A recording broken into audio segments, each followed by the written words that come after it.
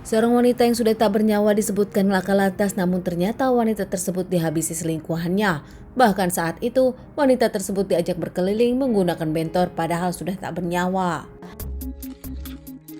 Seorang wanita ibu rumah tangga bernama Umita berusia 39 tahun warga Deli Serdang.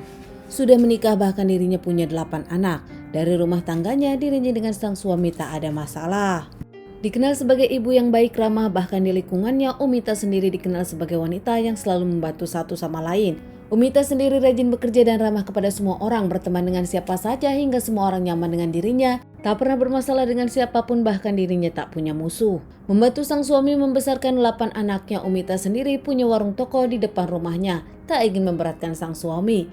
Dengan ke-8 anak, Umita sendiri dikenal sebagai ibu yang baik. Tak ada yang berbeda dengan hari-hari lalu, namun kini di tanggal 4 November 2023, Umita seperti biasa mengantarkan anak yang sedang mau bekerja. Umita sendiri pergi pagi-pagi, namun hingga siang nampaknya dirinya tak kembali. Sempat ditelepon oleh orang rumah namun handphonenya tak bisa dihubungi, sempat juga para keluarga bertanya-tanya kemana Umita pergi. Toko yang harus dijaga, Umita tak seperti biasanya. Sementara di tempat yang berbeda ada 2 lelaki tak dikenal, satu dengan motor namun satu lagi dengan bentor, datang ke rumah kosong. Saat ditegur warga dan bertanya untuk apa ke rumah kosong tersebut, nampaknya keduanya tak bisa menjawab hingga akhirnya cekcok dengan warga. Salah satu warga bahkan membuka selimut. Terlihat di dalam selimut tersebut seorang wanita yang nampak tak bergerak. Warga pun bertanya-tanya. Saat warga menanyakan, lelaki tersebut menyebutkan wanita tersebut sakit dan wanita tersebut adalah pacarnya. Sementara abang bentor sendiri mengaku dirinya hanya disewa, tak tahu apa-apa. Warga tersebut menyarankan lelaki tersebut ke rumah sakit, namun warga tersebut pun sempat merekam rekaman tersebut dan diviralkan di sosial media. Tak mau rebut dengan warga, lelaki yang mengaku pacarnya ini pun langsung bertukaran mengendarai bentor, sementara pemilik bentor mengendarai motor lelaki tersebut dan pergi meninggalkan tempat itu. Dari cerita lelaki yang mengaku pacar wanita tersebut, mereka akan membawanya ke rumah sakit.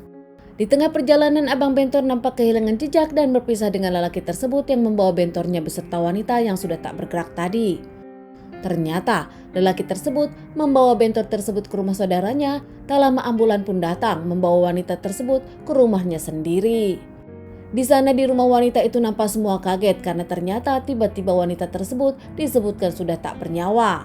Wanita tersebut adalah Umita yang tak pulang dari pagi hari hingga keluarga sempat mencari. Saat para keluarga bertanya kepada sopir ambulan mengaku tak tahu apa-apa dan langsung bertanya kepada lelaki yang mengantar tersebut.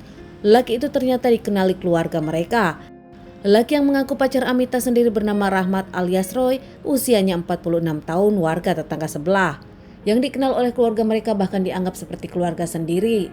Roy sendiri memberi keterangan kepada keluarga Umita, menyebutkan saat itu Umita terkena laka lantas dan kejadian itu di pasar saat dirinya melintas.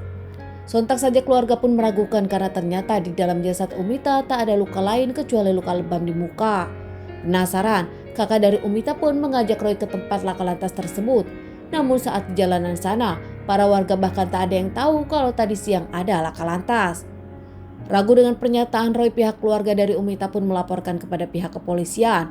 Ternyata di tempat polisi juga ada tukang bentor yang melaporkan bentornya hilang di bawah seseorang yang membawa wanita sudah tak bergerak. Saat diperlihatkan fotonya, ternyata lelaki tersebut memang benar Roy. Saat semua orang menyelidiki kasus ini, ternyata tanpa sepengetahuan dan tak kelihatan Roy malah memilih kabur. Pihak kepolisian sendiri setelah mendapatkan berita dari keluarga Umita langsung membawa Umita ke rumah sakit untuk dilakukan otopsi. Hasil dari otopsi sendiri memang benar. Umita tak bernyawa sendiri memang benar dicekik seseorang hingga akhirnya dirinya lemas tak bernyawa.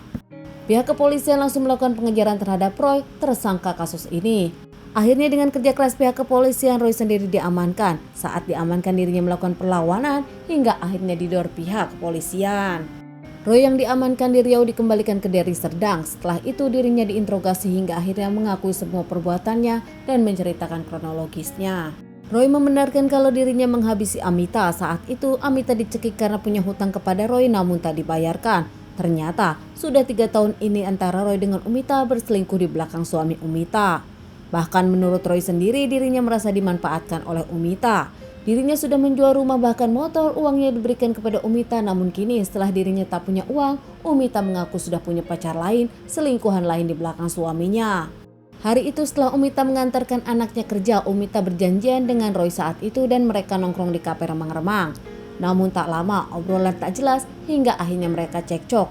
Bahkan Umita memberikan kata-kata yang tak menyenangkan kepada Roy hingga akhirnya Roy gelap mata dan mencekik Umita. Sadar kalau saat itu Umita lemas tak bernyawa, Roy pun akhirnya memanggil Bentor. Mengaku kepada pengemudi Bentor tersebut minta diantarkan ke rumah sakit. Namun di perjalanan dirinya berubah pikiran meminta diantarkan ke rumah kosong tadi. Menurut Roy, motifnya karena sakit hati dirinya ditinggalkan begitu saja oleh Umita. Sementara Roy sudah memberikan segalanya kepada Umita, istri orang ini. Keluarga dari Umita pun tak percaya dan tak menyangka kalau selama ini Umita ada hubungan dengan Roy, teman dari suaminya sendiri. Roy pun diamankan dan menjalani beberapa kali persidangan hingga akhirnya divonis 15 tahun penjara. Teman-teman, sekian dulu bahasan kasus yang aku bawakan kali ini. Semoga ini bisa dijadikan pelajaran untuk kita semua dan ditunggu bahasan kasus-kasus selanjutnya.